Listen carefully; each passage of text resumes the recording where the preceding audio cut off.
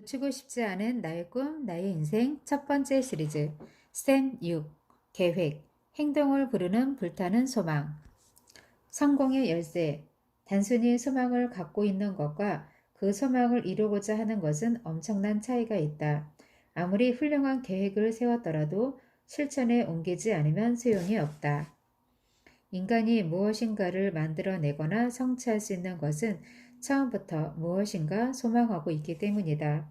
소망은 모호한 추상적 세계에서 상상력의 작용을 통해 점점 구체적 세계로 발전한다. 소망의 단계에서 소망을 돈이나 그 밖의 것으로 전환하기 위한 6가지 원칙을 소개했는데 그중 4원칙에서 부를 얻기 위한 면밀한 계획을 세워 그 준비가 되지 않았어도 상관 말고 즉시 행동으로 옮길 것이라고 말한 것을 상기해 주기 바란다.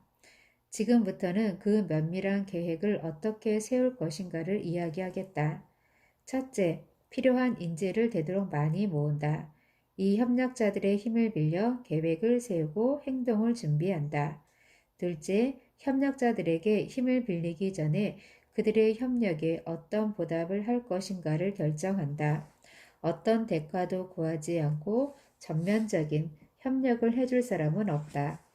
또 현명한 사람이라면 보답도 없이 타인의 도움을 요청하지 않을 것이다. 단 그 보답이 반드시 돈이어야 할 필요는 없다.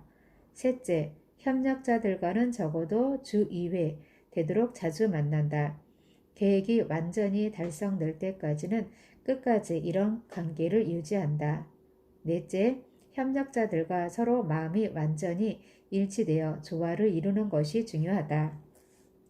다음은 계획을 세울 때 가져야 할 기본 자세다. 첫째, 당신은 지금 매우 중요한 일을 실행하고자 한다. 그러므로 반드시 성공해야 한다. 더불어 절대로 실패를 허용하지 않는 완전한 계획을 세워야만 한다. 둘째, 당신은 다른 사람의 교육과 경험, 그리고 재능과 상상력을 바탕으로 해야 성공을 보장받을 수 있다. 이러한 것을 효과적으로 계속 혼합하여 조직한다. 다른 사람의 힘을 전혀 빌리지 않고 거대한 부를 구축할 만한 경험이나 재능, 지식을 가진 사람은 없을 것이다. 따라서 부를 구축하는 계획은 반드시 자기의 힘과 협력자들의 힘이 적절하게 조화를 이루어야 한다. 그때도 협력자들의 검토와 승인을 얻는 것을 잊어서는 안 된다. 실패는 당신을 강하게 만든다. 최초의 계획이 실패하면 어떻게 하는 것이 좋을까? 그럴 경우 주저할 것 없이 새로운 계획을 세운다. 이 계획도 실패한다면 또다시 그 다음 계획을 세운다. 이것이 바로 성공의 포인트다. 성공을 원한다면 실패를 거듭해도 이를 교훈 삼아 새로운 계획을 세워야 한다. 만약 포기한다면 인내력이 부족하다는 증거다. 아무리 실력이 있는 사람이라도 완전한 계획이 없으면 돈을 벌기는커녕 다른 어떤 일에서도 성공하기 어렵다. 단단히 명심해 둘 것은 혹시 실패했더라도 그것은 일시적인 것이며 결코 영구적인 것이 아니다 라는 사실이다. 당신의 실패의 원인은 다만 계획이 서툴렀다는 데 있을 뿐이다. 그러므로 새로운 계획을 다시 세워 재도전하면 된다. 일시적인 실패가 의미하는 것은 계획의 어딘가가 잘못되었다는 것이다. 당신을 성공에 이르게 하는 것은 완벽한 계획뿐이다. 그리고 중간에 단념하지 않는 한 누구에게도 패배는 있을 수 없다. 제임스 J. 힐은 대륙 횡단 철도를 건설하려고 했으나 자금 마련에서 어려움을 겪었다. 일시적으로 실패한 그는 다시 한번 새로운 계획을 세워 그 실패를 역전시켰다. 헨리 포드는 창업 당시뿐 아니라 상당한 실업가가 되어서도 일시적이기는 하지만 커다란 실패를 여러 번 맛보았다. 그때마다 새로운 계획을 짜냄으로써 최후에는 대성공을 거두었다. 거대한 부를 구축한 사람들을 볼 때 우리는 그 승리의 밑에 깔린 일시적인 패배를 짐작할 수 있다. 이 말을 이해하는 사람이라면 일시적인 패배를 한 번도 경험하지 않고 부를 쌓는 일은 있을 수 없음을 깨달았을 것이다. 실패는 당신의 계획이 서툴렀다는 것을 가르쳐주는 신호다. 실패하면 즉시 새로운 계획을 세워 다시 목표를 향해 출발해야 한다. 도착하기 전에 단념한다면 당신은 단순한 중단자가 되어버린다. 중단하는 자는 결코 승리를 얻지 못한다. 반면에 승리자는 결코 중단하는 일이 없다. 이 말을 정성스럽게 종이에 써서 침실의 벽이나 화장실 안, 식탁이나 사무실 벽에 붙여놓기 바란다. 그리고 계획에 필요한 협력자를 모을 때 실패를 두려워하지 않는 사람을 선택한다. 리더가 갖추어야 할 조건. 당신은 리더가 될 것인가, 부하가 될 것인가? 이것을 명확히 해둘 필요가 있다. 이 둘 중 어느 것을 선택하느냐에 따라서 큰 차이가 생긴다. 금전적인 면에서도 부하는 당연히 리더만큼의 수입을 기대할 수 없다. 그러나 부하라는 것은 불명예스러운 일도 명예스러운 일도 아니다. 어떤 리더라도 처음에는 부하에서 시작했고 노력과 상상력을 이용해 성장하여 리더가 될 수 있었을 것이다. 또 리더의 지시를 현명하게 따르지 못하는 자는 거의 예외 없이 훌륭한 리더가 되지 못한다고 단언할 수 있다. 다시 말해서 가장 현명하게 리더를 따르는 인물만이 가장 빨리 훌륭한 리더로 성장할 수 있다. 현명한 부하만이 그 리더로서 지식과 기회를 얻는 것이다. 다음은 유능한 리더가 되기 위해 필요한 11가지 조건이다. 1. 용기. 용기는 지식과 경험에서 나오는 것이다. 자신감과 용기가 모자란 리더와 일하고 싶은 사람은 아무도 없다. 그러한 리더 아래에서 계속 있는 것은 현명하지 못한 부하뿐이다. 2. 자기 통제력. 스스로 조절하지 못하는 사람은 남을 조절할 수 없다. 또 엄한 자기 통제력이 있는 리더에게는 현명한 부하가 따른다. 3. 두터운 정의감. 공평한 마음과 정의감 없이 타인의 존경을 모은다는 것은 도저히 불가능하다. 4. 단호한 결단력. 우유부단함은 자신감이 없다는 증거다. 결단력이 없어 갈피를 잡지 못하는 리더에게는 따라올 사람이 없을 것이다. 5. 실행 가능한 계획. 성공한 리더는 일을 계획하면 반드시 실행한다. 구체적이고 명확한 계획을 세우지 않고 생각으로 행동하는 리더는 마치 키가 없는 배와 같아서 언젠가는 암초에 부딪히고 말 것이다. 6. 보수 이상의 일을 하는 습관. 리더로서 절대적인 조건은 부하에게 요구하는 것 이상으로 일을 해낸다는 인상을 심어주는 것이다. 7. 쾌활한 성격. 리더에게는 존경심이 모여야 하므로 쾌활한 성격이 중요하다. 8. 너그러운 마음. 리더는 부하에게 너그러운 마음이 있어야 한다. 부하를 이해할 뿐 아니라 그들의 고민도 이해할 수 있어야 한다. 9. 모든 것을 알고 있을 것. 리더는 업무에 관한 모든 것을 잘 파악하고 있어야 한다. 10. 투철한 책임감. 리더는 부하의 실패를 책임질 수 있어야 한다. 이 각오가 없이 책임을 회피하려고 한다면 리더는 그 자리를 떠나야 한다. 부하의 무능은 자신의 무능이라고 생각하는 리더가 되어야 한다. 11. 협력하여 일할 것. 리더는 협력체제 아래에서 일을 진행할 수 있어야 한다. 또한 부하에게 협력의 중요성을 가르치고 지도할 의무가 있다. 리더에게는 권력이 필요하고 권력에는 협력이 필요하다. 지금까지 리더의 조건을 11개 항목으로 소개했지만 그 외에도 필요한 조건은 다양하다.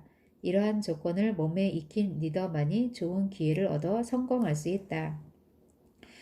리더는 2가지 타입이 있다. 하나는 부하의 존경과 이해를 모으는 왕자 유형이고 또 하나는 힘으로 자신의 견해를 밀고 나가는 패자 유형이다.